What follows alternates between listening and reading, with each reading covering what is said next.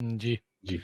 ਅਗਲੀ ਜਿਹੜੀ ਹਰਜੋਤ ਸਿੰਘ ਜੀ ਆਪਾਂ ਖਬਰ ਦੇ ਉੱਤੇ ਜੇ ਨਜ਼ਰ ਮਾਰ ਦਈਏ, ਰੂਸ ਤੇ ਯੂਕਰੇਨ ਦੇ ਦਰਮਿਆਨ ਚੱਲ ਰਹੇ ਜਿਹੜੇ ਯੁੱਧ ਆ ਉਸ ਨੂੰ ਲੈ ਕੇ ਅੱਜ ਜਿਹੜਾ ਅਲਟੀਮੇਟਮ ਰੂਸ ਨੇ ਦਿੱਤਾ ਸੀਗਾ ਉਸ ਨੂੰ ਜ਼ੈਲੈਂਸਕੀ ਆ ਉਹਨਾਂ ਨੇ ਰੱਦ ਕਰ ਦਿੱਤਾ, ਰਿਜੈਕਟ ਕਰ ਦਿੱਤਾ।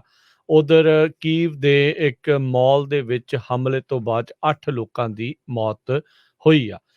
ਪ੍ਰੈਜ਼ੀਡੈਂਟ ਜ਼ੈਲੈਂਸਕੀ ਆ ਉਹ ਆਪਣੇ ਸਟੈਂਡ ਦੇ ਉੱਤੇ ਕਹਿੰਦੇ ਆ ਵੀ ਖੜੇ ਨੇ। ਉੱਦਾਂ ਉਹਨਾਂ ਨੇ ਕਿਹਾ ਵੀ ਮੈਂ ਜਿਹੜਾ ਰਸ਼ੀਆ ਦੇ ਨਾਲ ਗੱਲਬਾਤ ਕਰਨ ਦੇ ਲਈ ਤਿਆਰ ਹਾਂ, ਪਰ ਜੇ ਬੇਸਿੱਟਾ ਰਹੀ ਤਾਂ ਇਹ ਵਰਲਡ ਵਾਰ 3 ਤੱਕ ਦੀ ਨੌਬਤ ਆ ਉਹ ਆ ਸਕਦੀ ਆ। ਕ੍ਰੈਮਲਿਨ ਬਾਰ-ਬਾਰ ਜਿਹੜੇ ਆ ਉਹ ਇਹਨਾਂ ਨੇ ਹਮਲੇ ਤੇਜ਼ ਕੀਤੇ ਹੋਏ ਨੇ ਯੂਕਰੇਨ ਦੀ ਰਾਜਧਾਨੀ ਦੇ ਉੱਤੇ। ਮਾਸਕੋ ਕਹਿ ਰਿਹਾ ਆ ਵੀ ਸਾਨੂੰ ਵੱਡੀ ਜਿਹੜੀ ਜਿੱਤ ਆ ਉਹ ਨਜ਼ਰ ਆ ਰਹੀ ਹੈਗੀ ਆ। ਬਹੁਤ ਸਾਰੇ ਕਈ ਥਾਵਾਂ ਦੇ ਉੱਤੇ ਯੁੱਧ ਦੇ ਵਿੱਚ ਕੋਈ ਅੱਗੇ ਵਧਣਾ ਰੂਸ ਦੇ ਲਈ ਕਾਫੀ ਮੁਸ਼ਕਲ ਹੋਇਆ ਪਿਆ ਆ।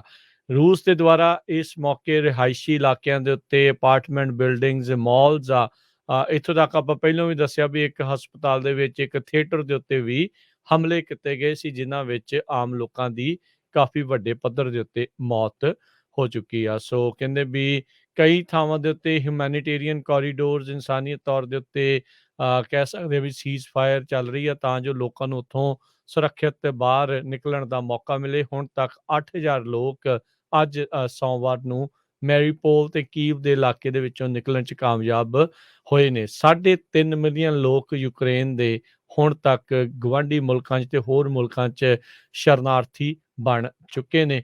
ਸੋ ਇਸ ਟਾਈਮ ਕਹਿੰਦੇ ਆ ਵੀ ਇੱਕ ਨਵੀਂ ਪੋਲ ਇੱਥੇ ਅਮਰੀਕਾ 'ਚ ਕੀਤੀ ਗਈ। ਉਸ ਦੇ ਮੁਤਾਬਕ ਲੋਕ ਮੰਨਦੇ ਆ ਵੀ 91% ਲੋਕ ਮੰਨ ਰਹੇ ਆ ਵੀ ਜਿਹੜੇ ਯੂਕਰੇਨ ਦੇ ਲੋਕ ਆ ਉਹ ਰੂਸ ਦੇ ਇਨਵੇਜਨ ਨੂੰ ਰੋਕ ਸਕਦੇ ਆ। ਉਹਨਾਂ ਦੇ ਵਿੱਚ ਉਹਨਾਂ ਦਾ ਭਰੋਸਾ ਲੋਕਾਂ ਦਾ ਵਧਿਆ ਆ। ਉਧਰ ਜ਼ੈਲੈਂਸਕੀ ਨੇ ਸਿੱਧੀ ਜਿਹੜੀ ਅਪੀਲ ਆ ਜਰਮਨੀ ਦੇ ਲੋਕਾਂ ਨੂੰ ਇੱਕ ਵੀਡੀਓ ਦੇ ਵਿੱਚ ਕੀਤੀ ਵੀ ਜਿੱਦਾਂ ਆਪਾਂ ਸਵੇਰੇ ਵੀ ਦੱਸਿਆ ਵੀ ਯੂਰਪੀਅਨ ਸੰਘ ਦੀ ਮੈਂਬਰਸ਼ਿਪ ਦੇ ਲਈ ਉਹਨਾਂ ਨੂੰ ਹਮਾਇਤ ਕਰਨ।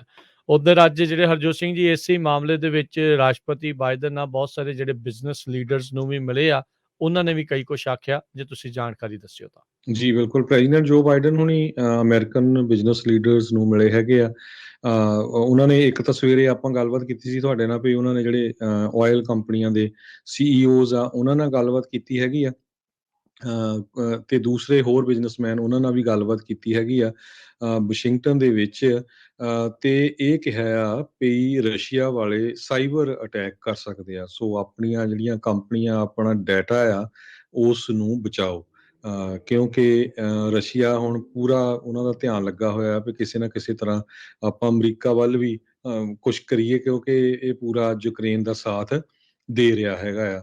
ਤੇ ਅੱਜ ਸੋਵੀਅਤ 에ਅਰ ਡਿਫੈਂਸ ਸਿਸਟਮ ਜਿਹੜਾ ਯੂਐਸ ਨੇ ਕਈ ਸਾਲ ਪਹਿਲਾਂ ਰਸ਼ੀਆ ਤੋਂ ਲੈ ਰਿਹਾ ਸੀ, ਉਹ ਉਹਨਾਂ ਨੇ ਯੂਕਰੇਨ ਨੂੰ ਦੇ ਦਿੱਤਾ। ਪੈਂਟਾਗਨ ਨੇ ਇਹ ਕਿਹਾ ਆ ਵੀ ਕਾਫੀ ਸਾਲ ਪਹਿਲਾਂ ਅਸੀਂ ਇਹ ਸਿਸਟਮ ਸੋਵੀਅਤ ਦਾ ਇਕਵਿਪਮੈਂਟ ਬਾਈ ਕੀਤਾ ਸੀ, ਜਿਸ ਨੂੰ ਕਲੈਂਡਸਟਾਈਨ ਪ੍ਰੋਗਰਾਮ ਕਹਿੰਦੇ ਆ, ਤੇ ਉਹ ਹੁਣ ਯੂਕਰੇਨ ਨੂੰ ਦਿੱਤਾ ਜਾ ਰਿਹਾ ਤਾਂ ਕਿ ਉਹ ਰਸ਼ੀਆ ਦੇ ਹਮਲਿਆਂ ਤੋਂ ਬਚ ਸਕੇ। ਅਮਰੀਕਾ ਨੇ ਇਹ ਸਿਸਟਮ ਜਿਸ ਨੂੰ SA-8 ਵੀ ਕਹਿੰਦੇ ਆ 10 ਸਾਲ ਪੁਰਾਣਾ ਆ, ਉਹ ਇਸ ਕਰਕੇ ਲਿਆ ਸੀ ਟੈਕਨੋਲੋਜੀ ਰਸ਼ੀਆ ਦੀ ਜਿਹੜੀ ਆ ਇੱਕ ਤਰ੍ਹਾਂ ਦੇ ਨਾਲ ਟੈਸਟ ਕਰਨ ਦੇ ਲਈ।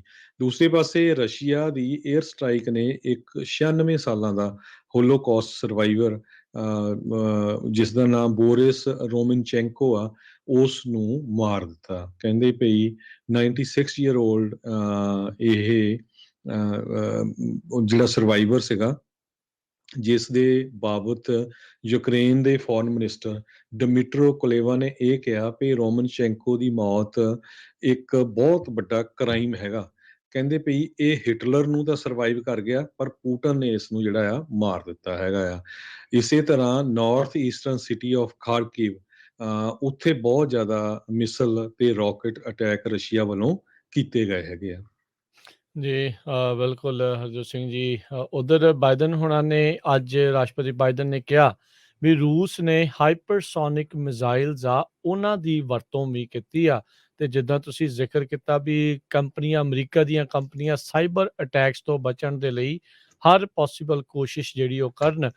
ਤੇ ਕਹਿੰਦੇ ਵੀ ਵਲਾਦੀਮੀਰ ਪੁਤਿਨ ਦੀ ਇਸ ਟਾਈਮ ਪਿੱਠ ਲੱਗੀ ਹੋਈ ਆ ਕੰਧ ਦੇ ਨਾਲ, ਉਹ ਕਹਿੰਦੇ ਕਿਸੇ ਵੀ ਤਰੀਕੇ ਦਾ ਸਵੀਅਰ ਅਟੈਕ ਟੈਕਟਿਕਸ ਜਿਹੜੇ ਆ ਉਹ ਵਰਤ ਸਕਦੇ ਆ।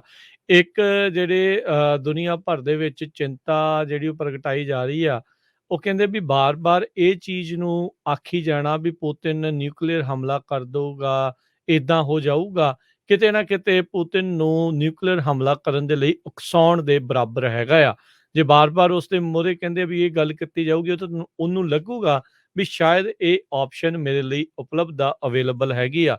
ਓਬਵੀਅਸਲੀ ਅਸੀਂ ਜਾਣਦੇ ਹਾਂ ਵੀ ਉਹ ਰੂਸ ਦਾ ਰਾਸ਼ਟਰਪਤੀ ਆ, ਉਹ ਆਪਸ਼ਨ ਉਹਦੇ ਕੋਲ ਹੋਵੇਗੀ ਤਾਂ ਸਹੀ, ਪਰ ਇਹ ਬਹੁਤ ਵੱਡੀ ਇੱਕ ਤਰਾਸਦੀ ਦੁਨੀਆ ਭਰ ਦੇ ਲਈ ਹੋਊਗੀ, ਕਿਉਂਕਿ ਜੇ ਕਿਤੇ ਨਿਊਕਲੀਅਰ ਹਮਲਾ ਉਹ ਮਿਜ਼ਾਈਲ ਕੁਛ ਇੱਦਾਂ ਦੀ ਛੱਡਦਾ ਆ, ਤਾਂ ਬਹੁਤ ਵੱਡੀ ਪ੍ਰੋਬਲਮ ਆ। ਇਸ ਵੀਕ ਦੇ ਵਿੱਚ ਰਾਸ਼ਟਰਪਤੀ ਬਾਈਡਨ ਆ, ਉਹ ਯੂਰਪ ਦੇ ਦੌਰੇ ਦੇ ਉੱਤੇ ਜਾਣਗੇ। ਪੋਲੈਂਡ ਦੇ ਵਿੱਚ ਕਹਿੰਦੇ ਆ ਵੀ ਉਹ ਜਾ ਸਕਦੇ ਨੇ। ਯੂਕਰੇਨ ਦੇ ਵਿੱਚ ਜਾਣ ਦੇ ਉੱਤੇ ਜਦ ਸਵਾਲ ਉਹਨਾਂ ਨੂੰ ਪੁੱਛਿਆ ਗਿਆ, ਵੀ ਕਹਿੰਦੇ ਵੀ ਨਹੀਂ, ਉਹ ਮੁਲਕ ਇਸ ਟਾਈਮ ਯੁੱਧ ਦੇ ਅੰਡਰ ਆ, ਸੋ ਉੱਥੇ ਤਾਂ ਉਹ ਨਹੀਂ ਜਾਣਗੇ।